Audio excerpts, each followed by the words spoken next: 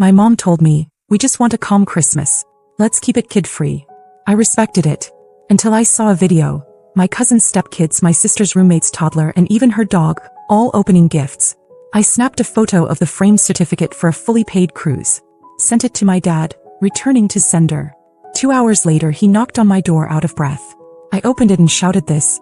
The rage hit so fast it felt like my vision blurred.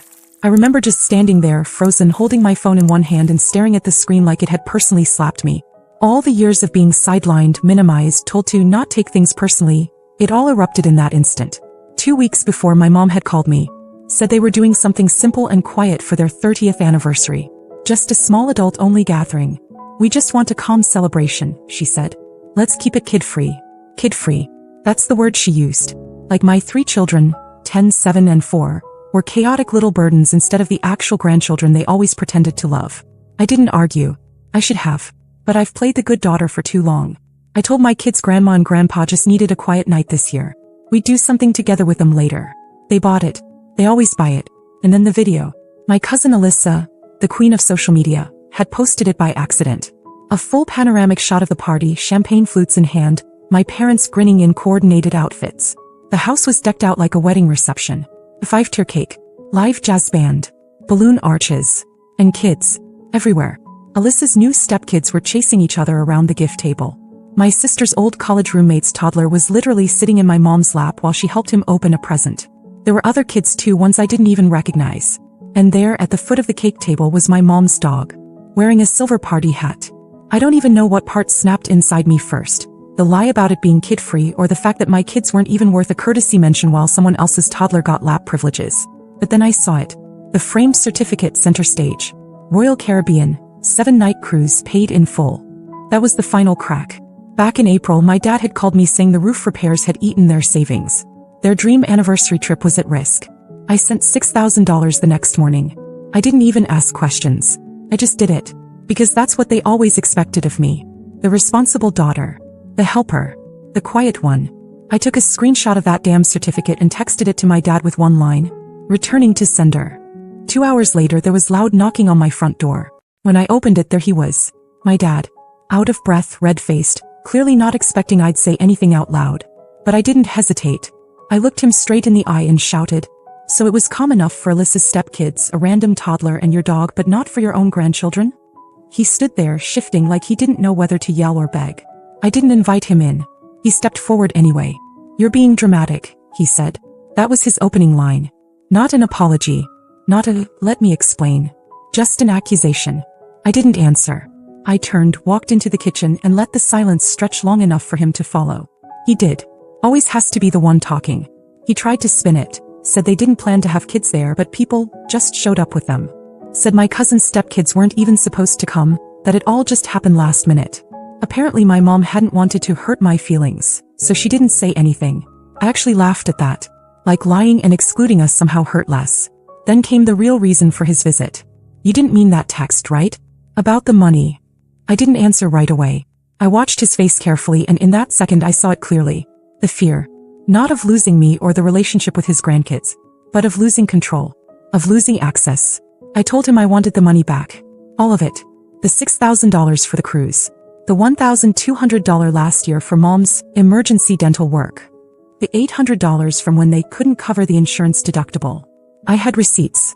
He went quiet. Then he had the audacity to say, "That's family. We help each other." I asked him what part of that included lying to me and excluding my children from a celebration while someone else's toddler ate cake on my mom's lap. He didn't answer. Just left. A few days passed. No apology. No check. No message. Nothing. Then I got a text from my mom. Short and sharp. "We've done everything for you. You're lucky we even let you come around as long as you have. You think your kids are special?" That was the final switch for me. I started looking through my accounts. My parents were on a few of them. Things I'd opened for them during their rough patches. I started the process of removing them. Bank access, emergency contacts, everything. Even their cell phone plan, which I'd been paying for since 2019. Gone. 3 days later, my mom called from a new number. Left a voicemail about how ungrateful I was and how this behavior would ruin the family. That's when the guilt campaign began. And they used the only thing they thought still mattered to me. My children. They asked my sister to bring over a few gifts they had forgotten to give to my kids. She showed up unannounced with 2 bags. Cheap, rushed presents, but the point wasn't the stuff. It was the message. We still love the kids. Don't punish them for your drama. I didn't let her in. And I didn't take the gifts. That night I sat down and wrote everything out. Every dollar I'd given them. Every sacrifice I'd made to help them. Every moment I'd chosen them over my own peace. I sent the list to my aunt and uncle, my dad's brother and his wife. They'd always been the quiet ones in the background, never really involved in the drama. I didn't expect a reply, but I got one. The next day, let's talk. We've seen more than you think. When I saw the message from my uncle, I had to read it twice. Let's talk. We've seen more than you think. Coming from him, that wasn't just casual. My Uncle Ray had always been the polite, hands-off one. Never took sides. Never stirred the pot. But that text, that felt like the ground shifting. We met at a small diner 2 towns over. He brought my Aunt Karen, who usually stayed silent in family matters. That day she didn't. They didn't waste time. Karen pulled out a small notebook. She said, "We've been keeping track. We just didn't know if you were ready."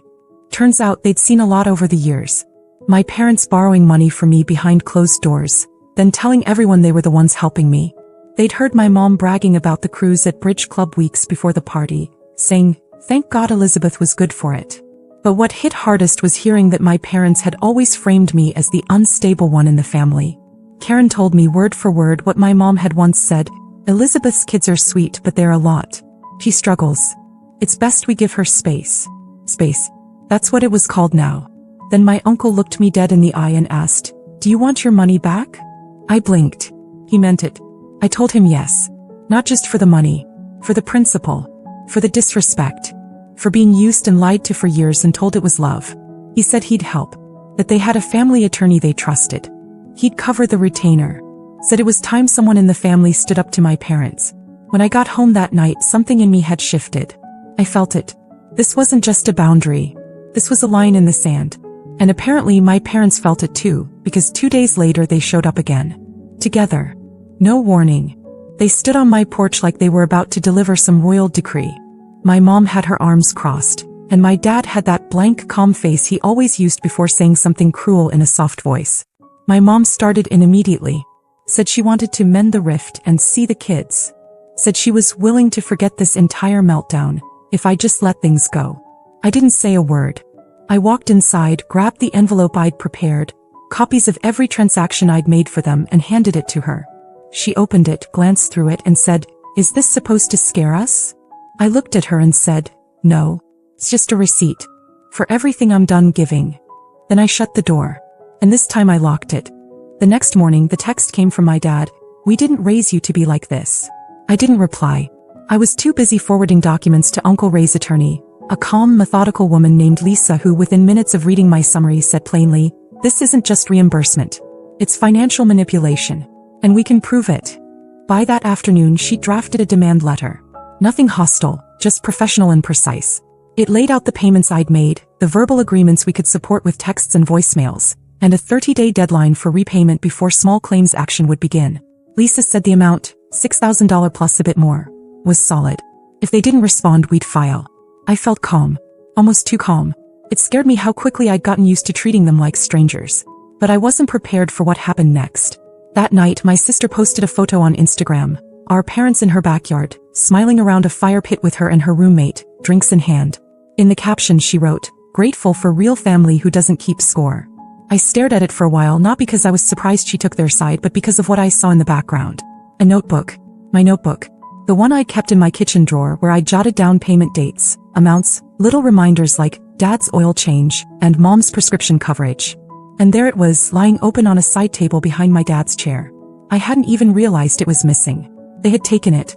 The day they showed up uninvited, while they were trying to mend the rift. I texted Lisa immediately. She called within minutes. They took personal records from your home without permission. That's not just unethical. Depending on how they use it, it's potentially criminal. You need to document this now. So I did. I took screenshots, wrote a statement, and filed a police report the next morning for stolen property. Not because I expected a squad car to pull into their driveway, but to create a paper trail. It didn't take long before I got another message. This time not from them. It was from my cousin Alyssa, the one who had posted the original party video. "Hey, I'm really sorry. I didn't know they lied to you about the party. They said you were out of town." I stared at the message. Out of town. That was their version now. I asked her if she still had the original invite. She did. And she sent me a screenshot. My mom's name. A full guest list. A note at the bottom, kid-friendly event. Feel free to bring the whole family. My name wasn't on it. Lisa was stunned. They weren't careless. They were deliberate. And now we've got hard evidence. But that wasn't the unexpected part. The next evening I got a knock on my door. But this time it wasn't my parents. It was Karen, my aunt, holding a small folder in what looked like a grocery bag. He handed me the bag first. Inside was my notebook, untouched. I went over to help your mom clean out the garage. Found this on her desk. She doesn't know I took it. Then she opened the folder. Inside were bank statements, hers and Uncle Ray's. I saw your sister's post. And I saw something else. Your mom's been pulling money from an account Ray set up for our grandkids. She used it to pay off the cruise balance. I looked at her, stunned. She didn't just lie to you, Karen said. She stole from us too. And suddenly I wasn't the only one preparing for court. I didn't sleep that night. I just sat at my kitchen table with the folder Karen had given me, flipping through pages of statements, transfers and names. My mom had rerouted over $2,000 from a college fund my uncle had quietly started for their grandkids years ago. Funds he never mentioned because, as he later told me, I wanted to leave something behind without all the family noise. And now that money had gone to a Caribbean cruise, lobster buffets and poolside margaritas. Lisa was stunned again. This changes everything, she said. It's no longer just your claim. We have multiple cases of misrepresentation, maybe even fraud. That week Karen and Uncle Ray both retained Lisa officially. I watched them sign the paperwork at her office. Ray didn't say much, he just looked tired. But when he handed me a check later that day to cover my $6,000 while we waited for legal action, I actually teared up. I want you to use this how you want, he said. Not for bills. Not for court. For you and the kids. I didn't answer then. But I knew what I was going to do with it. My parents didn't stay quiet for long. Word got around, somehow, that Lisa had sent official letters. Maybe my sister told them. Maybe they saw the police report come through. But either way, the next move came fast. They posted on Facebook. A long, dramatic post from my mom with a filtered photo of her and my dad looking tearful on the beach. Caption read, 30 years of love and loyalty, now being torn apart by lies and greed. Some people think money matters more than family. But the truth always finds a way.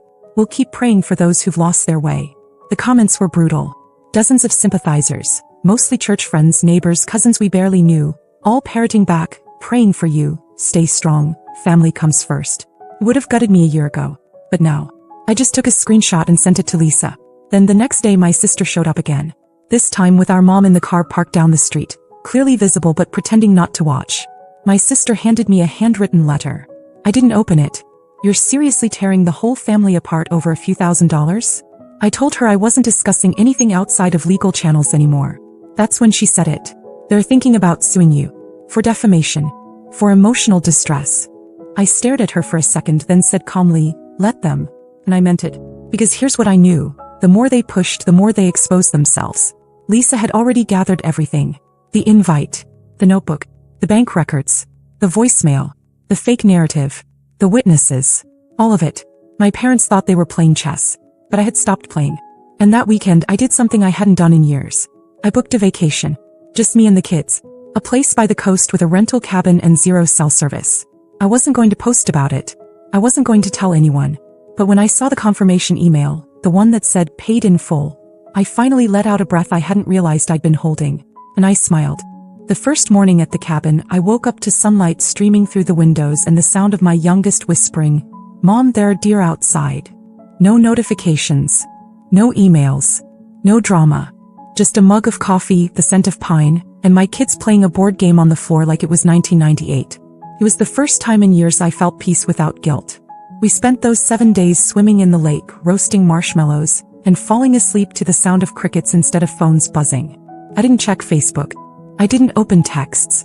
I turned off every alert. I didn't owe anyone anything. One evening we were sitting around the fire pit and my oldest asked, are Grandma and Grandpa still mad? I looked at him and just said, I don't know. And it's not our problem anymore. Guys, it wasn't. That was the difference now. When we got home, I found a certified letter in my mailbox. From their lawyer. Except it wasn't what I expected. It was a short, official notice stating they had no intention of moving forward with legal action. Lisa called it a bluff withdrawal. They figured out pretty quickly who had the stronger case, she said. They folded. But what got me wasn't the letter. It was what came the next week. A package. No return name. Just a small white box. Inside, wrapped in tissue paper, was my mother's wedding ring. The note said, "Maybe this means more to you now than it does to us." It didn't. I dropped it at a pawn shop on the other side of town, didn't even look at the price. Used the cash to buy the kids' bikes. They deserved movement. Forward free fast. I haven't heard from them since. But Karen calls every Sunday. Ray sends postcards to the kids from random diners he finds on his motorcycle trips. Last month, Lisa helped finalize a court agreement requiring my parents to repay the loan in monthly installments, tracked and enforceable. We didn't do it for the money, we did it for the record. And every time I see that line on my bank statement, deposit, $250, court settlement, I feel one thing. Freedom. Not revenge. Not bitterness. Just closure. Because the truth is they didn't cut me out. I walked away, and I took the best parts of my life with me.